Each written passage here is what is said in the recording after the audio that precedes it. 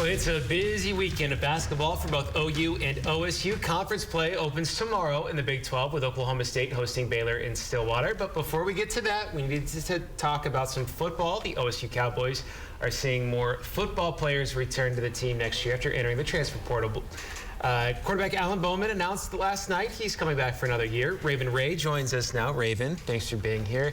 What does it mean that Alan Bowman's coming back? It means a lot for OSU. First of all, he just announced that yesterday, but before that, you got to think about Brennan Presley. He's coming back for another year, so that's great for the wide receiver core, especially trying to figure out who else is going to be there with them right now, as well as Ollie Gordon. He announced on Christmas Eve that he's coming back for another year, so that's great for the offense, especially the offensive line.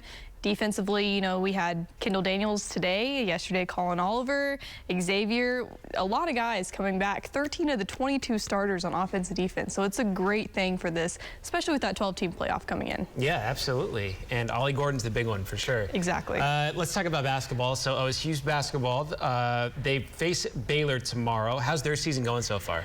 It's a big turnaround. You know, Mike Boynton and his team really, it started off rocky, to say the least, but since then it seems like it's clicked, especially on defense. They've been able to guard some of the best people on the opposing team. They've been able to stop a lot and be able to score a lot. So it's really going to help going into this 18th ranked Baylor coming in tomorrow to Gallagher. So a lot can happen though in conference, as we know, with Baylor and Iowa State. OU being very good, especially with that Bedlam matchup coming up at the end of this month. Yeah. All right. Speaking of OU, let's talk about them.